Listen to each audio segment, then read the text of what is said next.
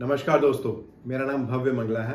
मैं अपनी किताब the power of self talk से एक और बेहतरीन टॉपिक लेके आया हूँ और आज मैं बात करने वाला हूँ सेल्फ मैनिफेस्टेशन के बारे में, आत्मबोध के बारे में। और जब तक ये वीडियो खत्म होगा आपको समझ में आएगा ये आत्मबोध या सेल्फ मैनिफेस्टेशन होता क्या है, क्यों ये ज़रूरी है हमारी लाइफ में और क्या करें जिससे कि हम इसको पा सकें सही तरीके से और अपनी सारी इच्छाओं को पूरा कर सकें।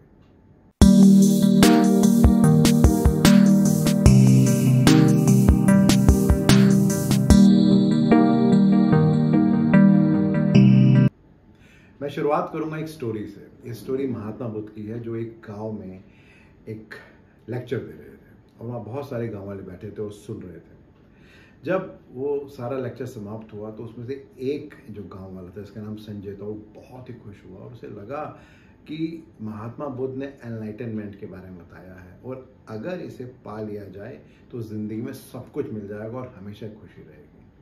तो उसने महात्मा बुद्ध से कहा कि आपको ऐसा नहीं लगता कि ये तो बहुत ही कमाल की चीज़ है और जितने भी लोग हैं दुनिया में वो सब इसके पीछे पड़ जाएंगे कि किस तरीके से उन्हें समझ में आया कि ज़िंदगी में सबसे इम्पोर्टेंट चीज़ क्या है जिससे वो हमेशा खुश रह सके। महात्मा बुद्ध मुस्कुराए और उन्होंने कहा कि एक काम करो, अपने गाँव में जाओ और जितने भी लोग हैं उन सबसे पूछो कि उनके लिए ज़िंदगी में सबसे इम्पोर्टेंट क्या है और उनसे कहना वो एक कागज़ में लिख के दे दें और वो कागज़ आप पढ़ना मत, हम इकट्ठे बैठ के पढ़ेंगे।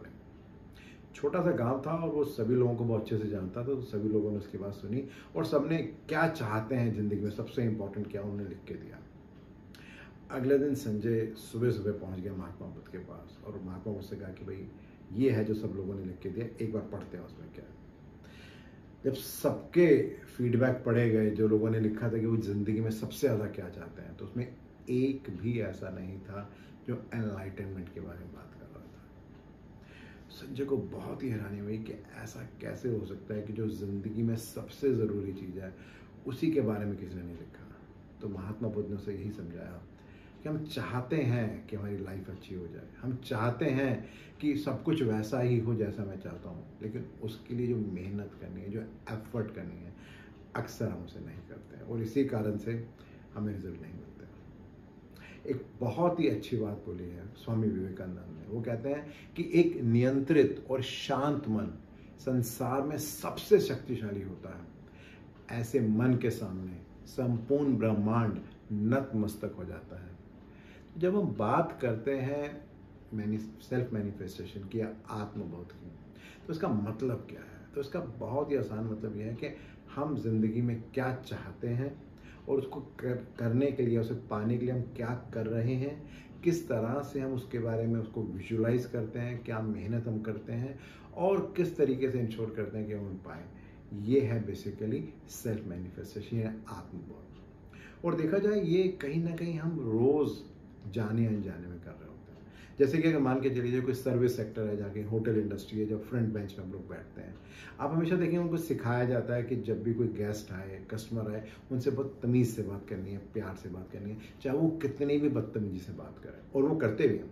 बट वही आदमी जो अपने घर जाता है तो अपनी बीवी से, अपने बच्चों से अक्सर बहुत बदतमीजी से बात करता है, क्योंकि वहाँ पर उसने बात मान रखी है मन में कि यहाँ मुझे तमीज़ से बात करनी है और यहाँ मैं कैसे बात कर सकता हूँ।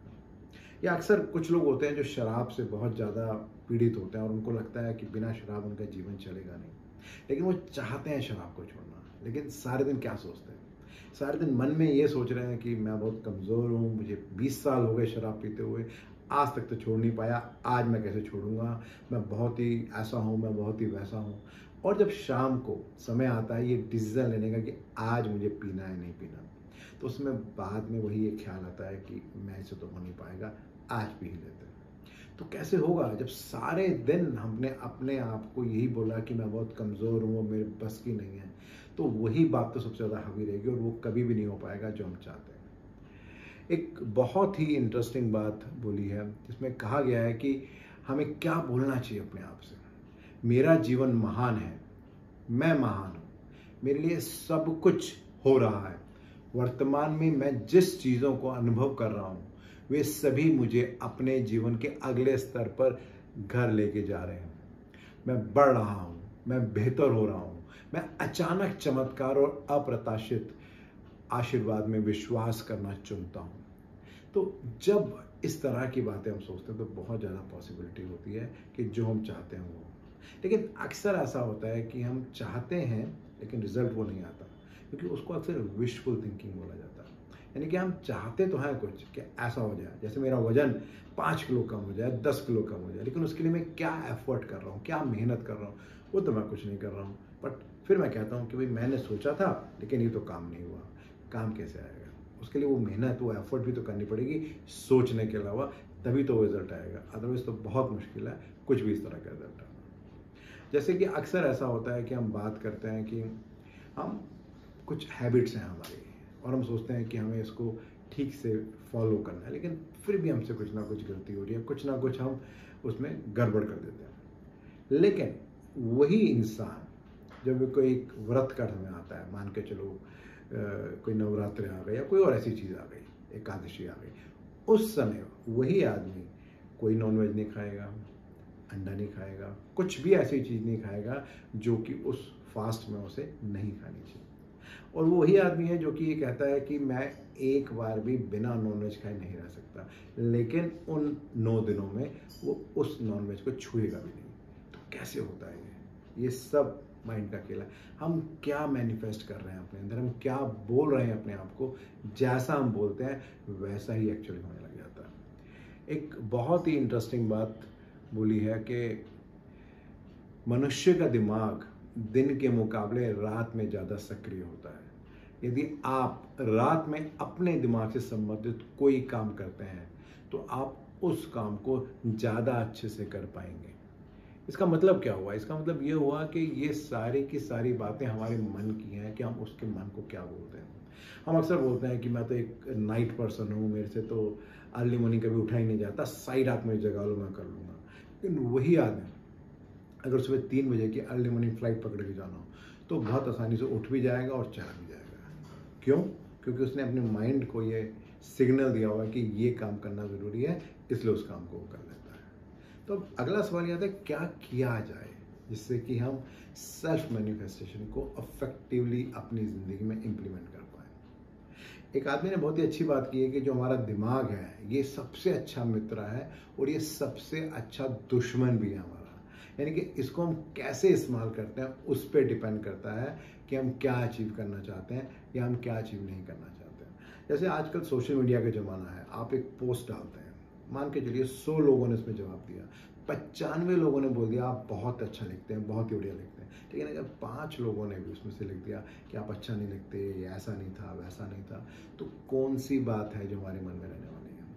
बहुत ज़्यादा पॉसिबिलिटी है कि जो 5 लोगों ने खराब लिखा था वो हमारे मन में रहेगा, जो 95 लोगों ने लिखा था वो हमारे मन में नहीं रहेगा। और फिर जब उसी को हम बार बार सोचेंगे तो क्या होने वाला है? क्या हमारा कॉन्फिडेंस बढ़ने वाला है या कम होने वाला है?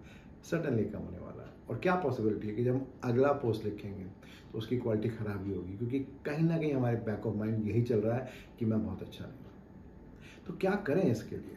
तो जनरली 3 बातें बहुत इंपॉर्टेंट है, अगर लाइफ में हम इम्प्लीमेंट करें तो हम सेल्फ मैनिफेस्टेशन को बहुत अफेक्टिवली इम्प्लीमेंट कर सकते हैं। तो सबसे पहली बात है वो है ग्रेटिट्यूड, कि जो भी हमारे साथ ज़िंदगी में हो रहा है उसके लिए भगवान का धन्यवाद किया जाए।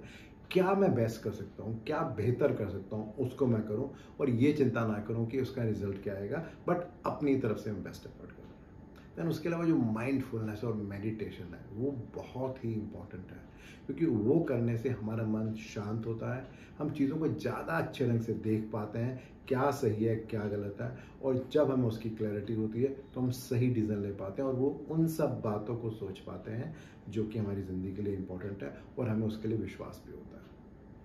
एक बहुत ही इंटरेस्टिंग और अच्छी बात बोली है श्रीमद् भगवद गीता में। वहाँ कहा गया है कि पूरी तरह वश में किया हुआ मन हमारा सबसे अच्छा मित्र होता है, लेकिन ये अनियंत्रित हो जाए तो सबसे बड़ा शत्रु हो जाता है। मैं रोज अपने आप को चैलेंज करता हूँ, कई बार सफल होता हूँ, कई बार असफल होता हूँ। कई बार लगता है कि जो मैं मैनिफेस्ट कर रहा हूँ उसको मैं पा रहा हूँ, कई बार ऐसा लगता है कि मैं सिर्फ सोचता हूँ ऐसा हो जाए लेकिन उसके लिए कुछ कर नहीं रहा।